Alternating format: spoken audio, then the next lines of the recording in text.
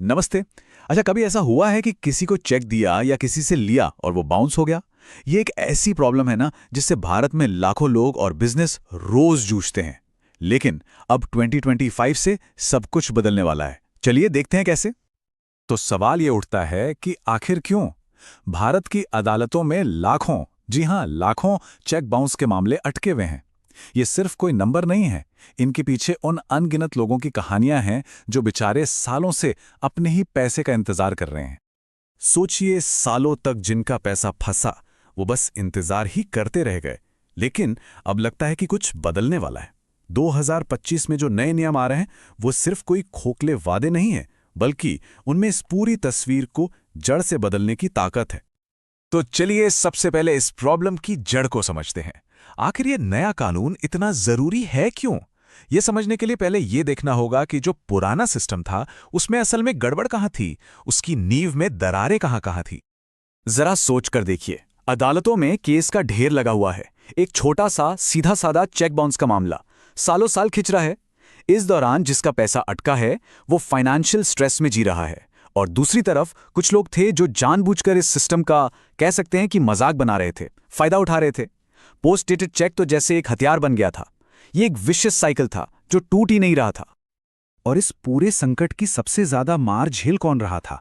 वो छोटे व्यापारी, वो मकान मालिक, वो सर्विस प्रोवाइडर, जिनके लिए चेक सिर्फ एक कागज का टुकड़ा नहीं होता। नहीं, वो उनके घर का किराया होता है, बच्चों की स्कूल की फीस होती है, या फिर दुकान का सामान।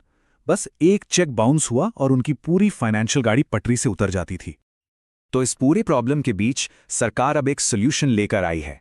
चलिए अब नजर डालते हैं 2025 की इस नई रूल बुक पर, जो दावा करती है कि वो इस समस्या का एक पक्का इलाज है। तो ये 2025 के नियम आखिर हैं क्या?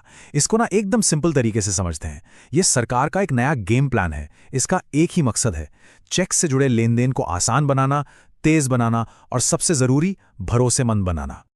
ये जो नए नियम हैं ये 4 मजबूत पिलर्स पर खड़े हैं। पहला पिलर, सख्त सजा। मतलब अब कोई भी चेक बाउंस करने से पहले 10 बार सोचेगा। दूसरा, टाइम लिमिट। अब केस सालों तक लटकेंगे नहीं। तीसरा, फटाफट सुनवाई शुरू में ही, ताकि देरी की कोई गुंजाइश ही ना बचे।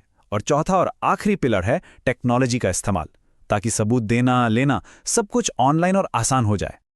ठीक है, तो ये नियम सुनने में तो बहुत अच्छे लग रहे हैं, लेकिन सवाल यह है कि असल में ये काम कैसे करेंगे, ग्राउंड पर क्या बदलेगा। चलिए जरा और गहराई में जाकर समझते हैं, खासकर सजा और न्याय की स्पीड के मामले में। और बदलाव, सच कहूं तो जमीन आसमान का है। जरा देखिए, पहले क्या था? जुर्माना जज साहब के मूड पर था। अब एक मिनिमम फाइन तय कर दिया गया है। पहले मुआवजा मिलेगा या नहीं पता नहीं था, अब पीड़ित को सीधा मुआवजा मिलेगा। पहले केस सालों चलते थे, अब कुछ महीनों की डेडलाइन होगी। और वो जो तारीख पे तारीख वाला सीन था ना, वो अब खत्म, क्योंकि अब शुरू में ही सुनवाई करना कंपलसरी होगा। और हां, उन लोगों का क्या जो बार बार ये गलती करते हैं, मतलब जिनकी आदत ही बन चुकी है चेक बाउंस कराने की। उनके लिए अब खेल खत्म है। नए नियमों में साफ है, अगर कोई भी बार बार ऐसा करता है तो उसे सिर्फ ज्यादा जुर्माना ही नहीं बल्कि लंबी सजा भी हो सकती है। मैसेज एकदम क्लियर है, बस अब बहुत हुआ। तो अब नया प्रोसेस दिखेगा कैसा? चलिए देखते हैं।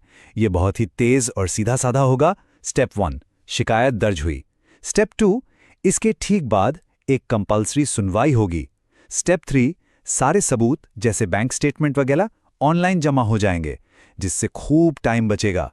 और स्टेप 4, एक तय टाइम लिमिट के अंदर केस का फैसला आ जाएगा, मतलब कोई फालतू की देरी नहीं। ओके, तो अब जरा सिक्के के दोनों पहलू देख लेते हैं। इन नए नियमों का असर चेक देने वाले पे क्या होगा और चेक लेने वाले पे क्या होगा। तो सबसे पहले बात करते हैं उन लोगों की जो चेक जारी करते हैं। अब बहुत सावधान रहने की जरूरत है। अब वो अरे मैं तो भूल गया या कल पैसे आने वाले थे वाले बहाने बिल्कुल नहीं चलेंगे। चेक साइन करने से पहले अकाउंट में पैसा होना ही चाहिए। अगर नहीं तो कानूनी कार्रवाई बहुत तेजी से होगी। और हाँ, पोस्ट डेटेड चेक देने से पहले तो अब दोगुना सोचना पड़ेगा, क्योंकि ये अब एक बहुत बड़ी जिम्मेदारी है। और अब बात करते हैं उन लोगों की जो चेक लेते हैं। उनके लिए तो ये वाकई एक बहुत बड़ी राहत की खबर है।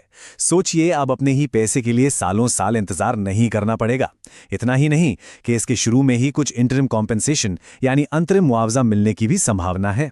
इससे ना सिर्फ उनका फाइनेंशियल बोझ कम होगा, बल्कि धीरे धीरे चेक पर उनका भरोसा भी वापस आएगा। तो इन सारे बदलावों को मिलाकर देखें तो आखिर में बड़ी पिक्चर क्या बनती है? इन नियमों का असली मकसद क्या है? चलिए इस पूरी बातचीत का निचोड़ समझते हैं। देखिए, इन सभी नियमों के केंद्र में सिर्फ एक ही लक्ष्य है, और वो है चेक पर आम आदमी के टूटे हुए भरोसे को फिर से जोड़ना। इसे वापस एक ऐसा फाइनेंशियल टूल बनाना जिस पर लोग आंख बंद करके भरोसा कर सकें।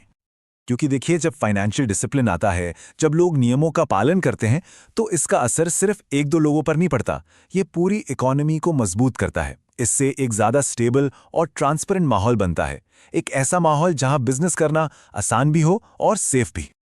तो आखिर में एक बड़ा सवाल छोड़कर जाता हूं। आज हम यूपीआई और इंस्टेंट डिजिटल पेमेंट्स के ज़माने में है ना, हर चीज़ एक क्लिक पर हो जाती है। तो ऐसे में क्या ये नए नियम इस पुराने कागज़ के टुकड़े को, यानी हमारे चेक को, एक बार फिर से पावरफुल और भरोसेमंद बना पाएंगे? क्या चेक का वो गोल्डन एरा वापस आ सकता है? सोचिएगा ज़रूर।